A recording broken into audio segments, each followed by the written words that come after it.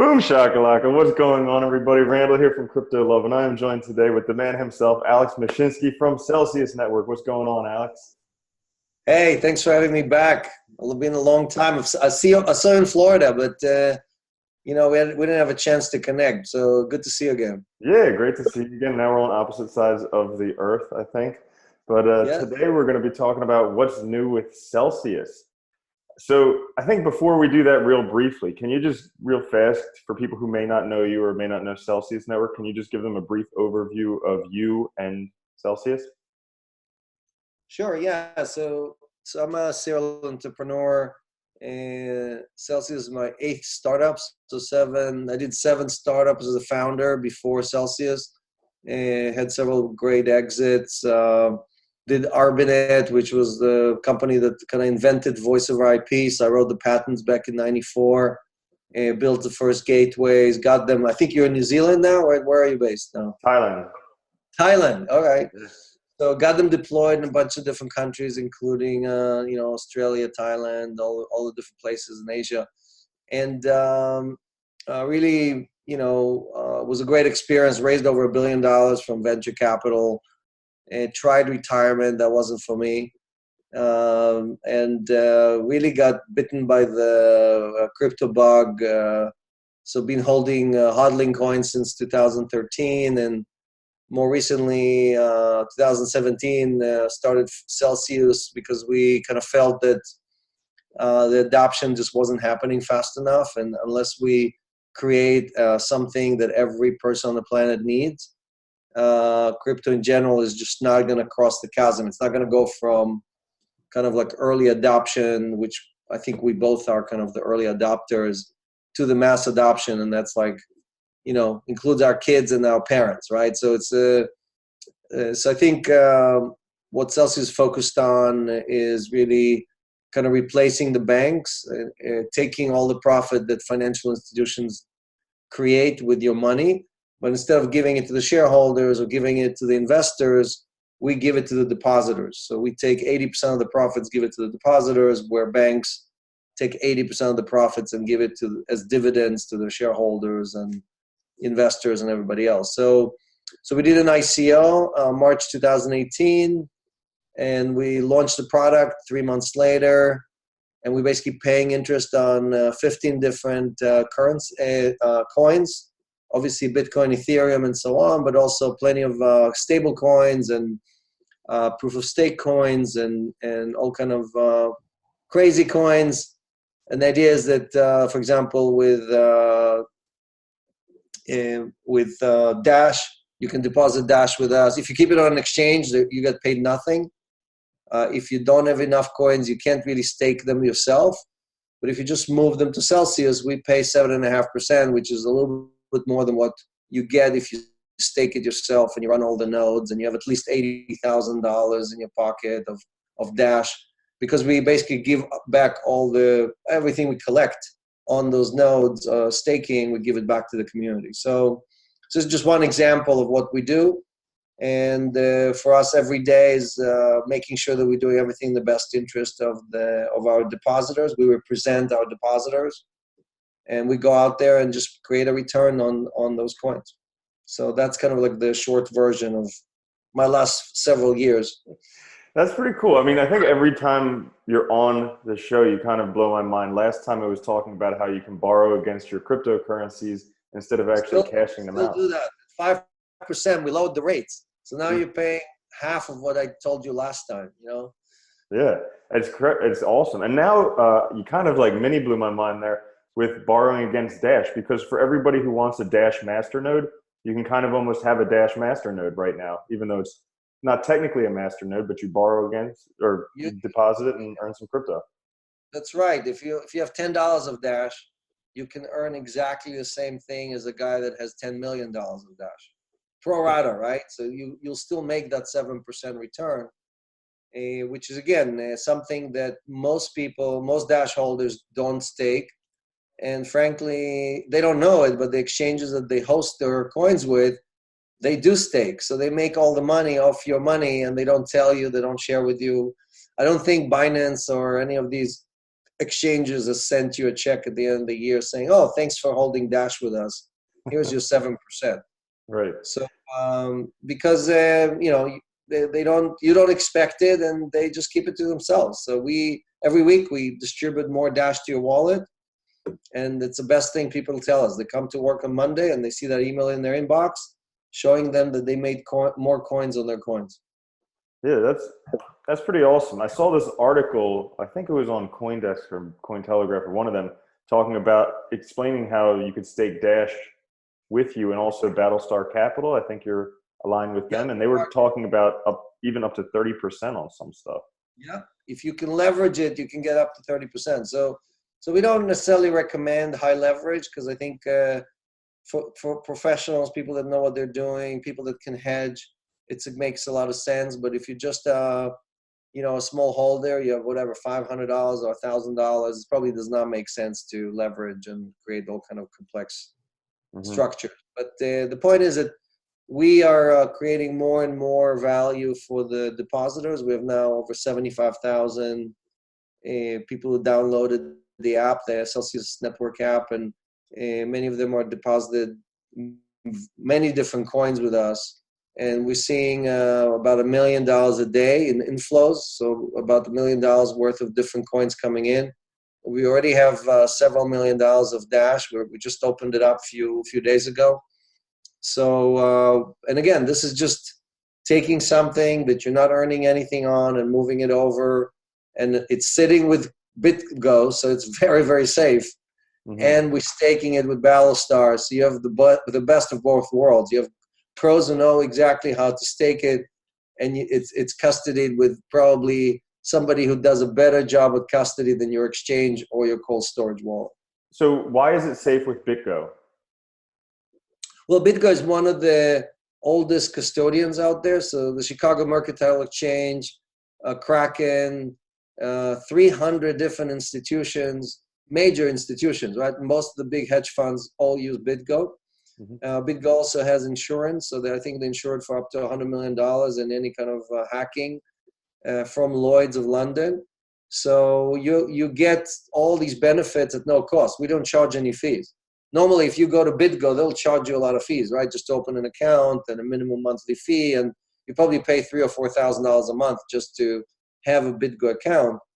And what Celsius does, it effectively, because we have so many users and we're creating so much in income, that first pays all the bills, and then whatever is left, 80% that's left, is being distributed to the community. And you guys also have a partnership with the Monarch wallet, so anybody who holds crypto in Monarch can earn interest.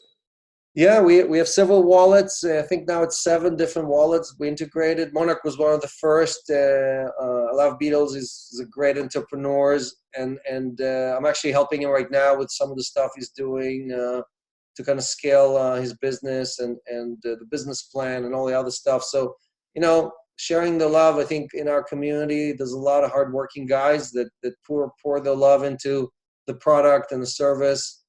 And, it's definitely a good cause to help these guys. So he's a great example of a hardcore crypto love, Absolutely.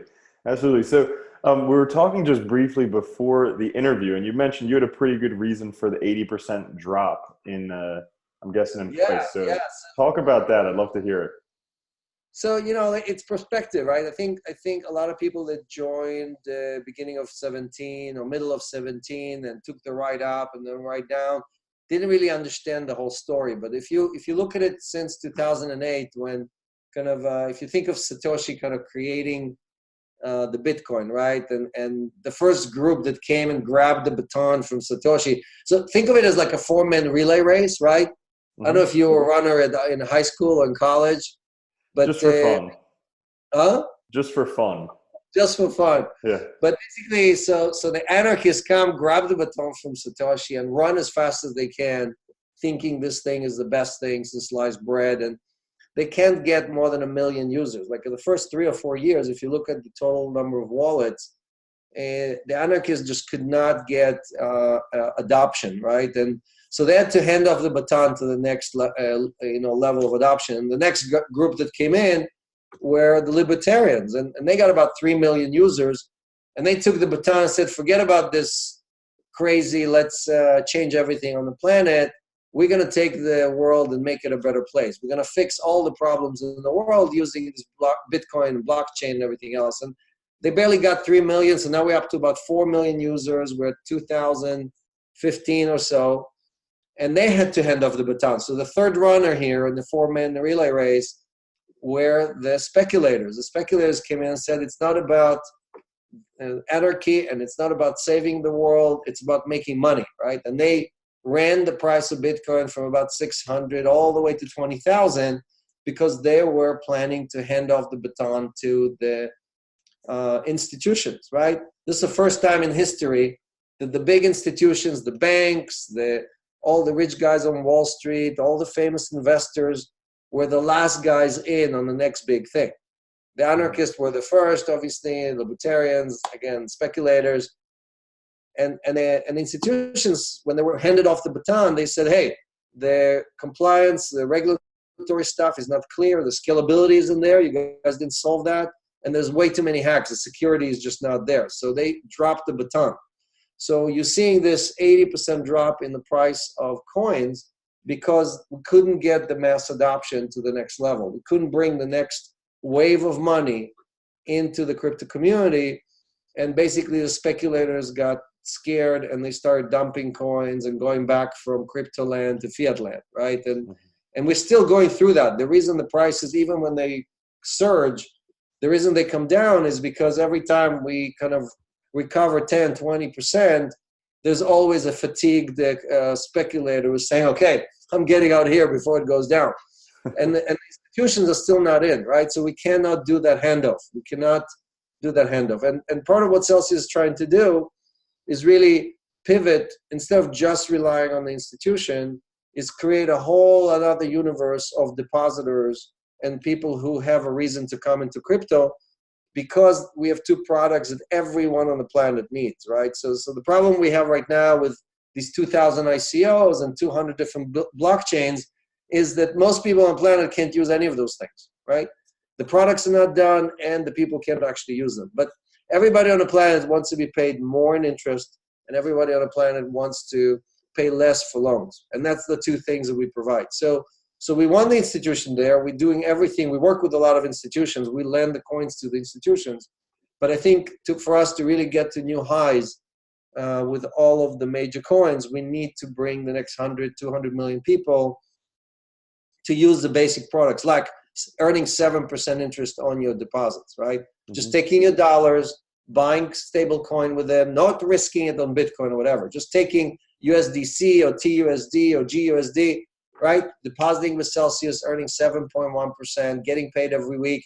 And when you need your dollars back, you can immediately convert it, no fees, in and out, same dollar, and basically you earn great interest, 7 times more than you can get with your bank. Yeah, that's one of the craziest things that I saw. I mean, you go to a bank, even 1% in a bank is extraordinarily high. Usually it's like 0.1% interest you get at a bank, but you just convert that to stable coin and then 7% interest. And we landed out at 9, right? So it's not like people say to me, oh, how are you doing it? It's a scam. I'm like, it's not a scam. 9% is what we landed out. It's right there on our website. We've done $1 billion in loans. Do 80% of 9, that's 7.1%. That's the published rate. So we if anyone is confused about how we're doing it, and we actually on some loans we're now getting even more than 9%. So we may have inject up that 7.1 higher to give even more back to the community. But I think when you tell people 7% on their money, that is a much better and easier selling proposition than trying to explain to them how Bitcoin works and why it's going to go up and what's Ethereum and why it's down 80% and everything else. So I think the bridge between the centralized world and the decentralized world may be a stable coin. And the next wave of adoption on Ethereum and the justification for the Ethereum network, in my view, is probably a stable coin, definitely not the ICO. It's not NFT, and it's definitely not a security token.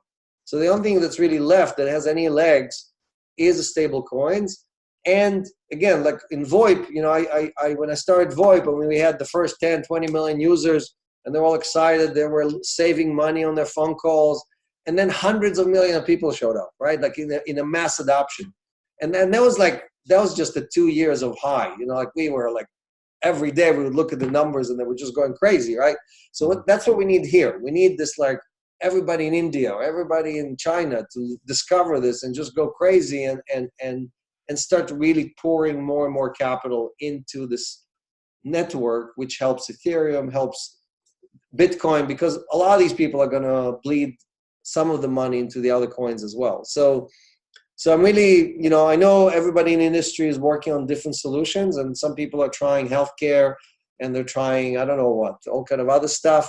I'm just focused on these two things. I think that's what's going to deliver salvation for all of us. I'm a big coin holder. I know you love Bitcoin too. Mm-hmm. I'm a big Bitcoin holder. So for me, it's all about kind of hodling and buying more. I buy every week. I don't look at the price. I just buy at market or whatever it is. But that's smart. That's dollar cost averaging, because you're getting the best prices. When the prices are high, you're buying less. When your prices are low, you're buying more. That's awesome.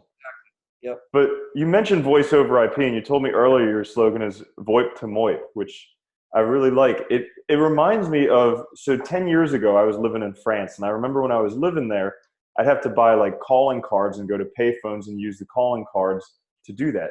Now I'm living in Thailand. That was cheaper than using the hotel or using your home line. Mm-hmm. Exactly. The calling cards were the way to save money. Yeah. Yeah, exactly. But nowadays, I mean, you go anywhere that has Wi-Fi, so that's pretty much any building. I can use WhatsApp, Facebook Messenger, Skype, whatever it is, and talk for free. And that alone kind of illustrates the power of VoIP. So I can definitely see the same way MOIP could potentially have the same impact.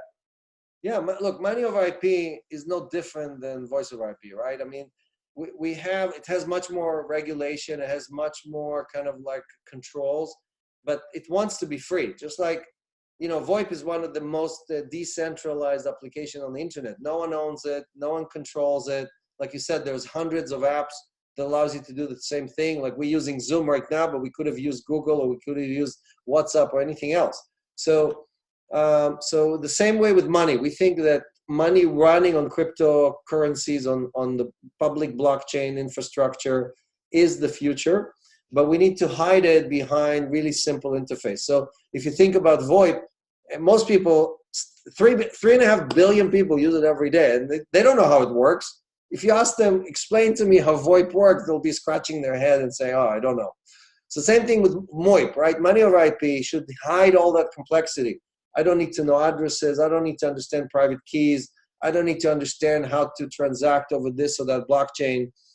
And all I want to do is basically have a secure way of either receiving money or sending money or making payments across global borders with a fully compliant system. We're not trying to get around any laws, but I think the opportunity is there. We just need to solve a lot of the, kind of like the hardship that is involved with getting on the blockchain. And if you use our self-pay service, for example, in our wallet, you can send Bitcoin or Ethereum to anyone on the planet, even if they don't have a wallet, right? So it's like a Venmo or PayPal service where we completely eliminated all the need to call someone and say, hey, do you have a Bitcoin wallet? Can you text me the address?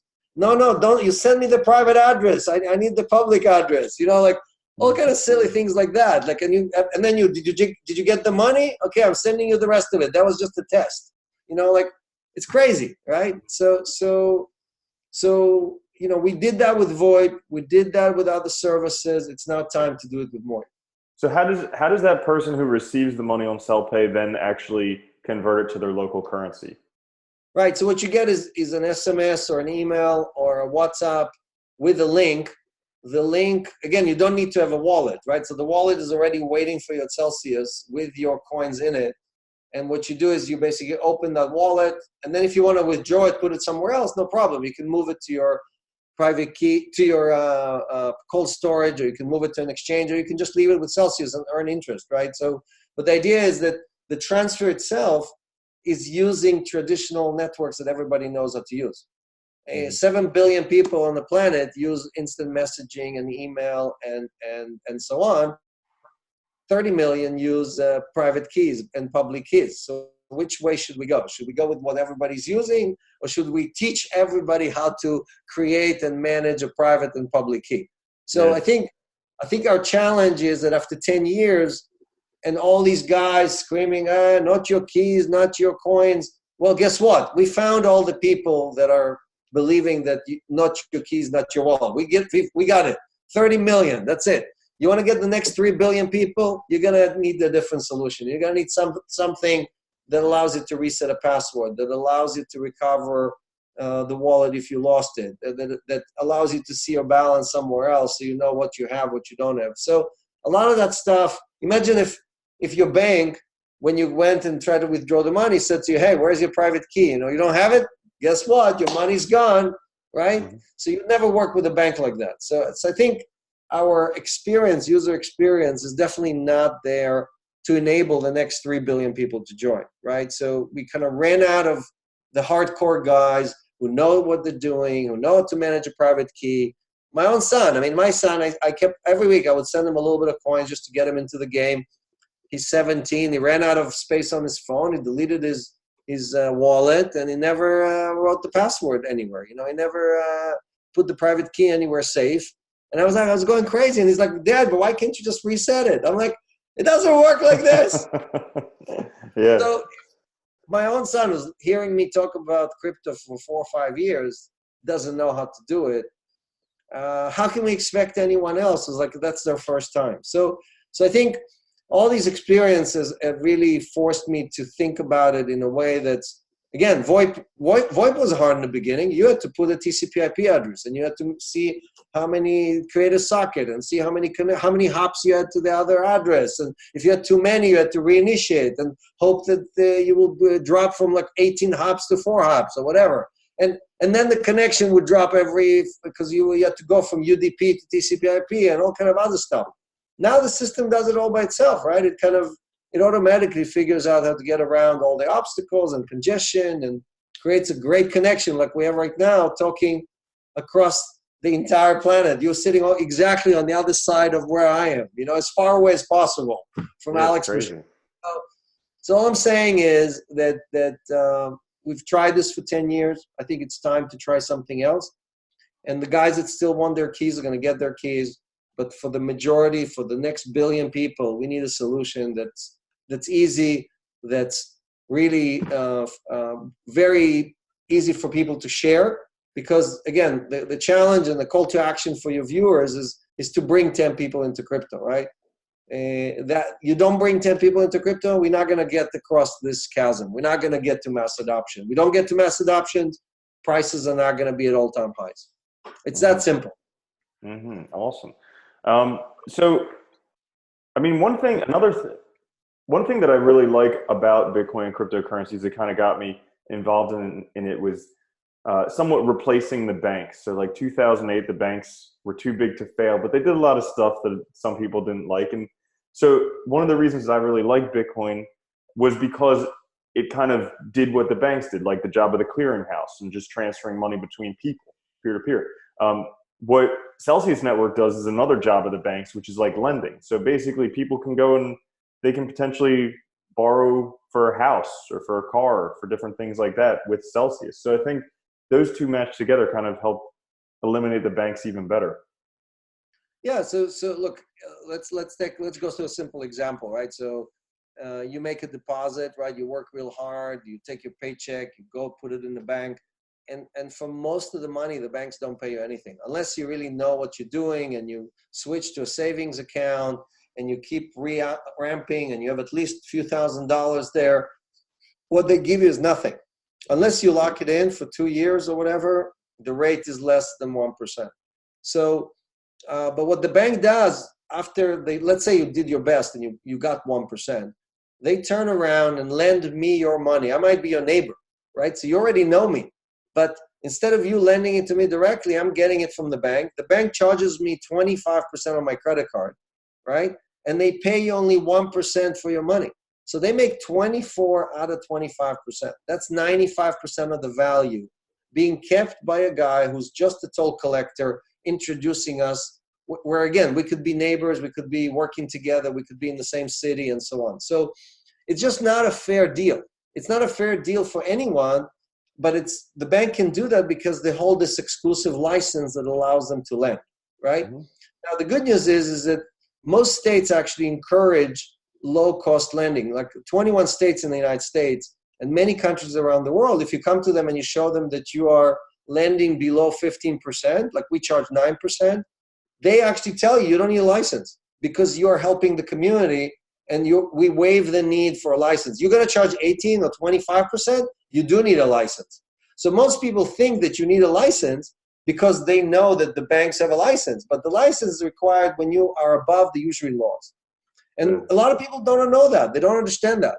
So all Celsius did is took exactly the same scenario where you are lending to me, but we did it at 9%, and we're paying 7% back to you. We're giving the love back to you, 7 out of 9%, and the 2% that we're keeping is for all the costs, administrative costs, system development. We have 20-something people working on the platform. So that is a fair deal. That is a deal that could scale. And I always say that, JP Morgan can pay all of us tomorrow 7%. They made $30 billion in profits in 2018. $30 billion. Every person on the planet can get $5 from JP Morgan, and they would still have money left over.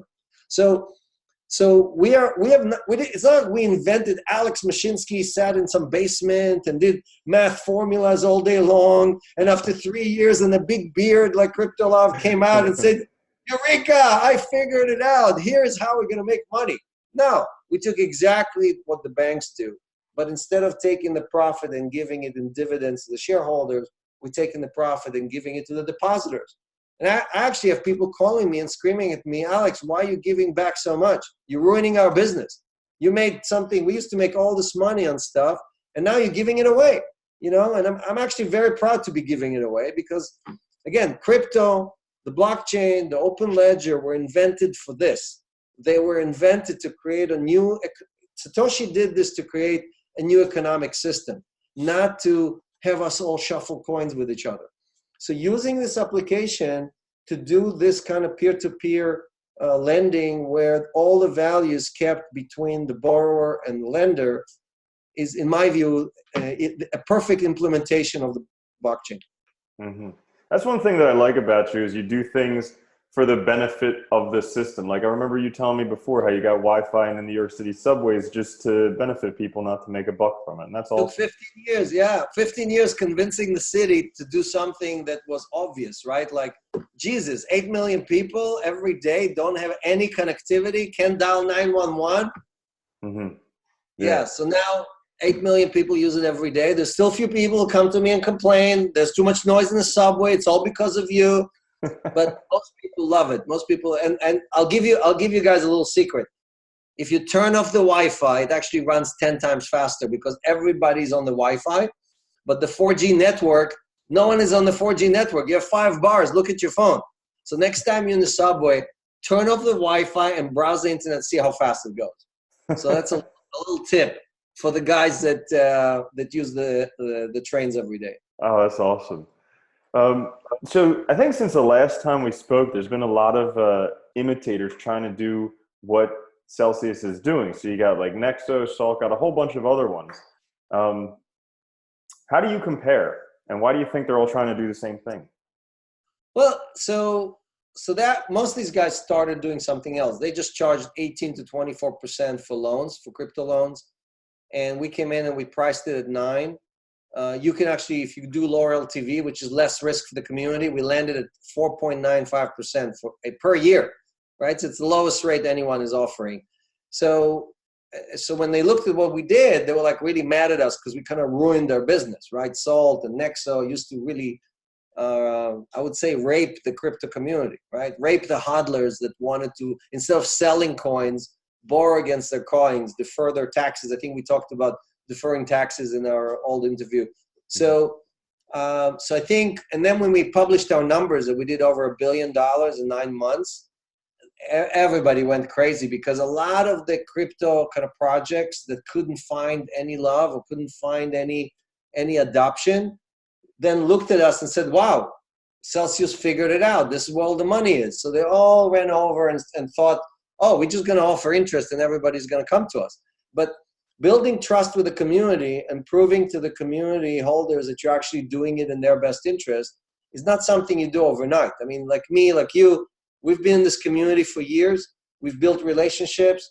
People know that when I say something, I mean it, and that when they put coins into the app, they're not going to be surprised. Like some of our competitors promised 6%, and then you found out that it's really 2%, and then you found out that when you wanted to get your coins out, there was a fee, and some of these people didn't even get their coins back on some of the other applications. So I think if you look at what I don't think you will find a single person and that will tell you, oh, Celsius charged me a fee. We don't charge fees. So you're not going to find a single person that will say, hey, I was promised interest and I wasn't paid. Or I promised interest A and I got interest B, right? So everything we did from the day we launched is exactly what we promised. We're actually proudly displaying on our website what we showed in the ICO. We're showing pages from the ICO, and we're showing what we're doing today, and we're giving even more today than what we promised during the ICO.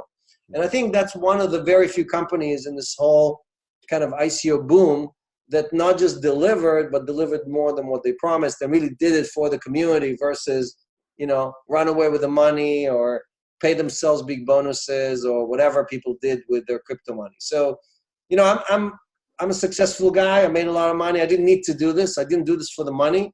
I love getting on the road. Like you, I love going in front of people and shaking their hand and talking to them about how crypto changed their life. And again, recruiting them to get the next wave of adoption, because we cannot do it just me and you doing videos. I mean, we need everyone who's watching to bring the next wave of adoption. And again, 10, 20, 30 years from now, just like with VoIP, I go around the world and people come to me and say, you changed my life. Like I got into the VoIP business, I built a business. Now I have millions of customers. And it's the same thing with crypto. It's an opportunity to create a whole new economic system for everyone. And again, I'm just carrying Satoshi flag. I mean, I didn't invent this thing. I'm the foot soldier who's just up front, trailblazing the next big thing, hopefully, and trying to get people to follow us. Mm-hmm. Yeah, that is awesome. I think that you're doing a good job of doing it. So for everyone who's watching out there, I mean, how you mentioned earlier, get 10 people into crypto. Any other ways that they can help kind of carry the flag? So I think, look, most people I talk to who are not yet in crypto, they think it's a scam. They don't understand how it works. They don't understand what this virtual thing is. It's where is it? Is it on my computer? No, it's in the cloud. Where is it? What server? It's on some server in China. I heard some miners are holding my coins. People don't get it, right? So that's what I'm saying. Download the wallet. There's a simple service called SellPay. Send somebody $1. I'm not saying send them $1 million, right? Just take $10 in crypto, put it in SellPay, and just send 10 your friends $1 each, right? And let them experience it. Let them receive a text message or an SMS or a WhatsApp, click on the link and see the money in their account and say, wait a second, this took me a second. And then they can send it to 10 other people, right? I mean, that's the experience. When you see how instant that is, no borders, no fees, no transaction, no delays, no, all of this complexity that we talked about with creating a wallet and keys and everything else. We hid all of that behind a beautiful user interface. So I think if we can get that going, then you're going to get that mass adoption. Because again, I've seen that with VoIP. When you made a VoIP call to someone, and this was their first time, they didn't even know where the camera was. They're like looking away. It's like, oh, look, middle of the computer. And they're like, but don't I have to go and pick up the phone? I'm like, no, it's on your computer. So, so it was hard work in the beginning because people were like, I don't understand. How can I be how are you seeing me? Are you sure you can see me? Can you hear me too? Now, obviously, everybody's laughing about it, right? My kids have like 8 of their friends on the screen at the same time. They don't even know that you're supposed to disconnect it at the end of the session. They just leave it on 24/7. So there's no world of scarcity anymore. So it's the same thing here. Crypto should be as easy as that, right? And our kids who are playing games and have tokens in their games, they understand that. They're like, sure, Dad, yeah, give me some Bitcoin. I'll take it. They just don't know that they need to care for the keys, So I think we have hundreds of thousands, millions of people joining. It's not that no one is joining. It's just that it's not happening fast enough because we also have people leaving. All these speculators are leaving. So net, we're not adding enough to create that momentum. And the problem with technologies, even amazing technologies like crypto, is that if you don't get that mass adoption, there's always the next big thing that comes and takes it away, right? It's not like crypto is the ultimate, solution that's going to live there forever. We have a window. If we don't make it happen, we don't get to mass adoption, something else is going to come and take it away from us. And believe me, the banks and all the financial institutions, they're not just sitting there waiting for you to step on their backs. They're trying to kill this thing every day, regulatory-wise, and they're with the SEC, they're in Washington, they're lobbying against us every day. Overseas, same thing, right? Many countries are blocking this. So unless we create enough of a mass adoption where the voters, right, in each country say, no, we want this, and we're going to lose this battle. And right now it's touch and go. I mean, I can't tell you that I can assure everybody that we're winning. That's why I'm working so hard. I did 3 AMAs today. I did 3 AMAs yesterday. And this is all about just communicating this, about how urgent and how important this. It's like being Jesus' disciples. It's like you don't rest. There's no time to rest. You got to go and get the message out to as many people as possible. Mm-hmm. Absolutely. So we're doing the best we can to do that. I appreciate you giving us the opportunity and sharing the love and doing it on a 12-hour shift. It's like in order to make this stuff. Yeah, in order to make it work across the world, you got to work at funny hours. But I appreciate you coming and talking at this late hour for you too. So we covered a lot of different things. Anything else that you wanted to touch on? So we have. I want to explain what kind of coins we have, because a lot of people ask me like, well, why did you add this coin? I love Tron. Why don't you have Decred? Like I know you're a big Decred fan, right? Mm-hmm. So I think it's important that people understand that we don't pick winners and losers. I mean, it's not like I sit there and I look at the logos of these coins and I'm like, oh, wow, look at Tron. That's a cool logo. I'm tattooing it on my hand and I'm adding it to the wallet. No, that's not how it works, right? Our community tells us what they want, right? So people vote in. They go on Telegram and they email us and they come and see us at events. And we just had an event a week ago, like a town hall where hundreds of people showed up and told us everything we're doing wrong and right. And basically from that group, we look at the coins that we don't think are scams or don't think are because our job is to protect the depositor, right? So we don't want to add coins that will cause damage to anyone in the future. So we want to put what we think are the safest ones, but we pick them from the group that people recommended. I can tell you, I'm talking about Tron and Decred is because those are 2 coins that are really popular and people love them. And we are doing our best to add those 2. But really, we have 3 groups. We have kind of like the old and good coins that everybody knows, Bitcoin, Ethereum, Litecoin, so on. Then we have 6 stable coins, right? So this is for the people who don't want to take any risk. They're like, hey, I don't know how this shit works. I just want to put my fiat, dollars, yen, euros, whatever there, keep it in that. It's fungible. I can move it anywhere. I can earn 7%. And when I need it back, I can withdraw it and put it back in my bank account, right? So those are the lowest risk takers. And then we have a third group, which is the staking coins, right? So we have Dash, we have, we're adding EOS and Tezos and so on. And those are the coins where, again, you can generate yield not by necessarily lending it out or all the other stuff we're doing, but just by doing staking, which, again, the exchanges and a lot of the other people just not sharing with the community. They're already making that money.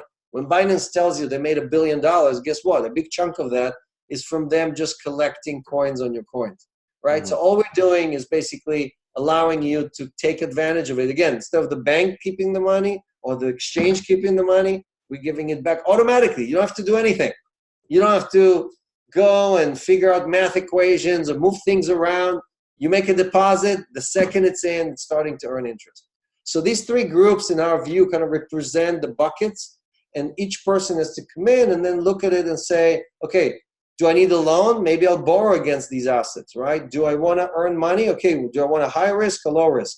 Low risk, great. I'm going to put half of my assets, for example, in stable coins. I'm going to put 25% in Bitcoin, Ethereum, and all kind of other stuff, and maybe 25% in the yield generating proof of stake coins, right? So that's an asset allocation inside the crypto community, which gives you pretty good return. You're gonna net something like 6.5% by leveraging those three together, which again is tremendously much better than what you would do with any bank, and the risk is pretty low there, right? Because it's still pegged to the local currency.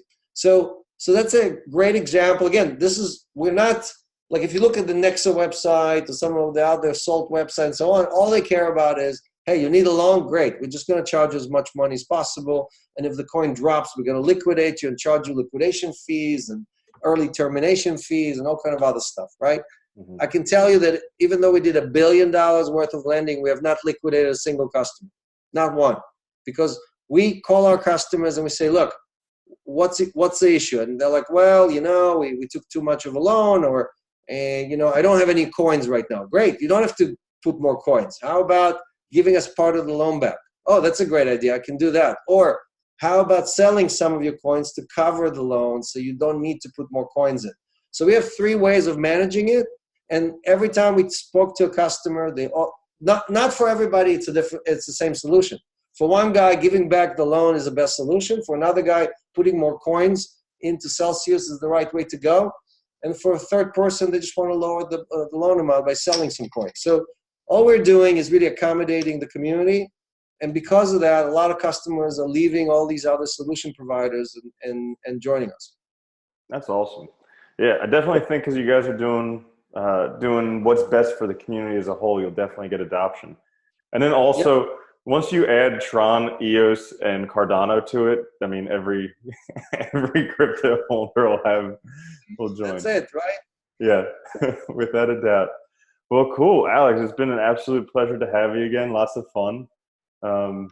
Yeah, we haven't launched. So one big request is, hey guys, it's been a year. You haven't listed on any exchanges. So you can be one of the first to know that we are listing on May 5th. It's a major exchange, top 3. And we're going to announce that at Consensus in New York.